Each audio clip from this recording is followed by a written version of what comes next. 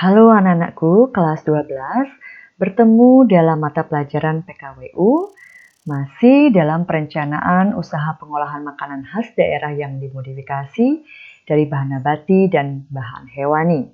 Kali ini dalam tema ide usaha. Minggu lalu kita sudah membicarakan tentang modifikasi. Semoga masih ingat ya apa itu modifikasi makanan khas daerah. Kemudian Ibu hubungkan dengan design thinking modifikasi tersebut. Ya, tahapannya ada empathize, define, ideate, prototype, dan test. Ya, semoga sudah ada yang mencari-cari menggunakan tahapan design thinking ini. Kemudian, Ibu kasih contoh tentang design thinking di sini. Empathize-nya adalah ingin membuat gado-gado yang disajikan secara unik, ya, sehingga dapat dikonsumsi oleh vegetarian. Nah, idenya adalah membuat produk gado-gado yang disajikan dengan tortilla, menghasilkan kebab isi gado-gado yang bagus untuk kesehatan. Sehingga prototipenya seperti ini. Jadi, campuran antara kebab dan gado-gado isiannya. Nah, kemudian design thinking yang kedua, di sini ada empek-empek. Jadi empek-empek ini kan dibuat dari ikan tenggiri. Nah, kalau pedagang itu selain mencampurkan empek-empek juga mencampurkan bahan-bahan lain, sehingga menimbulkan ide untuk membuat empek-empek dengan macam-macam rasa yang disukai oleh anak muda. Jadi bukan hanya ikan tenggiri saja. Jadi mungkin ditambah keju atau yang lain, sehingga modifnya itu membuat rasa yang beraneka macam. Itu design thinking yang ini, untuk yang contoh kedua. Baiklah, sekarang kita lanjut ke ide dan peluang usaha. Tema kita hari ini, ya, jadi ide usaha adalah sebuah gagasan atau pemikiran yang baru dalam menciptakan suatu produk atau jasa yang berpotensi memunculkan sumber keuntungan. Sedangkan peluang berasal dari sebuah ide, inspirasi, atau kesempatan yang muncul untuk dimanfaatkan bagi kepentingan seseorang, baik dalam kehidupan sehari-hari dan dalam bisnis. Nah, sekarang sumber-sumber ide wirausaha bisa dari pengalaman pribadi, minat atau hobi. Nah, ini minat atau hobi ini adalah cukup penting ya. Jadi kalau tidak ada minat atau hobi, tidak mungkin akan menimbulkan atau memunculkan suatu ide.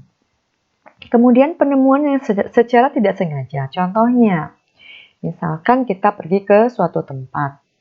Di sana kita melihat, ada makanan A yang ada di tempat kita ya, ada juga makanan A, tapi di tempat lain tersebut, makanan A tersebut dimodif dengan lebih menarik. Sehingga itu memunculkan suatu ide yang tidak sengaja.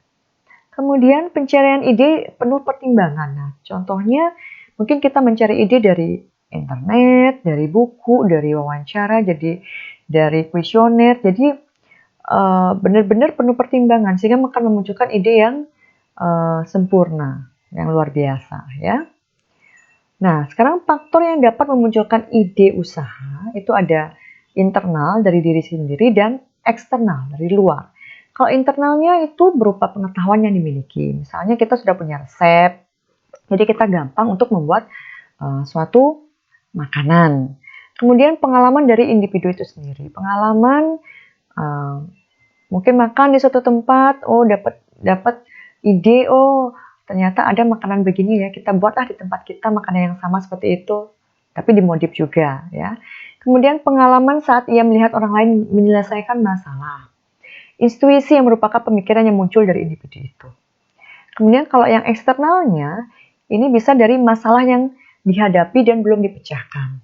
Kesulitan yang dihadapi sehari-hari. Contohnya kesulitan yang dihadapi sehari-hari misalnya di suatu tempat kekurangan bahan, tidak bisa mendapatkan bahan dengan mudah. Jadi ini akan bisa memunculkan ide yang lain, misalnya memakai bahan yang ada di tempat tersebut saja. Jadi tidak menunggu bahan dari luar. Kemudian kebutuhan yang belum terpenuhi baik untuk dirinya maupun orang lain.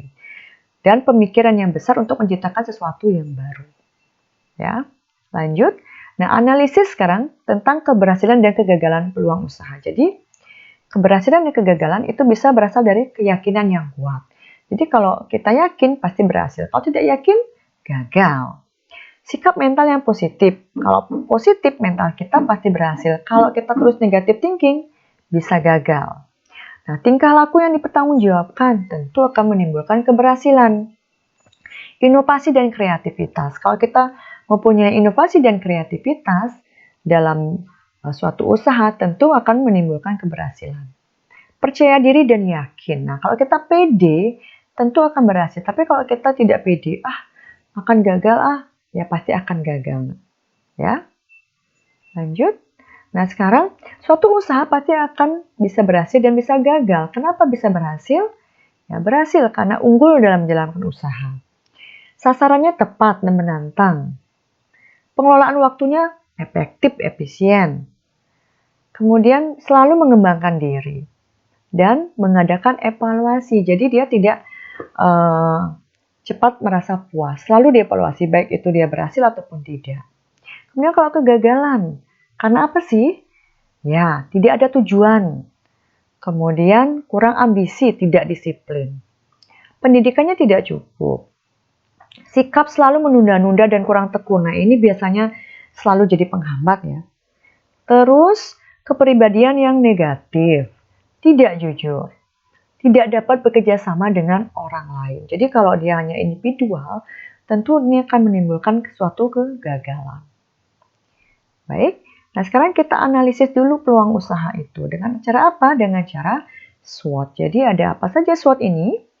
Ada strength, weakness, opportunity, dan threat. Jadi strength, kekuatan. Kita harus melihat kekuatan dari usaha kita.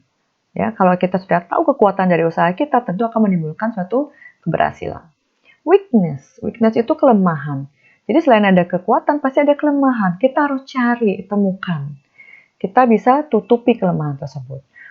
Opportunity ini peluang dalam usaha. Kita juga harus melihat peluang. Jadi tidak hanya kekuatan dan kelemahan saja, peluang pun juga kita harus lihat. Threat.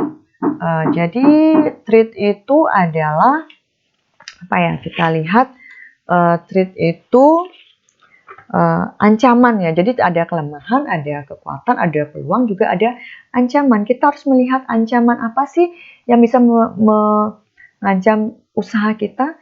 Nah, kalau kita sudah tahu, kita bisa membendungnya sehingga tidak akan menjadi ancaman untuk usaha kita. Ya. Jadi gagal itu biasa, tapi terus berusaha itu baru luar biasa. Ya. Ini lagi satu ya, kata-kata mutiara untuk kalian. Satu-satunya orang yang bertanggung jawab atas keberhasilan atau kegagalan Anda adalah diri Anda sendiri. Maka jadilah motivator terbaik untuk diri Anda. Ya. Baiklah, sampai di sini Ibu cukupkan pertemuan untuk hari ini tentang ide dan peluang usaha. Semoga kalian sudah jelas ya. Kalau belum jelas silakan nanti diulang lagi, ditonton video Ibu atau mencari dari literatur lain. Ya. Terima kasih atas perhatiannya. Sampai bertemu lagi dalam materi lainnya. Terima kasih.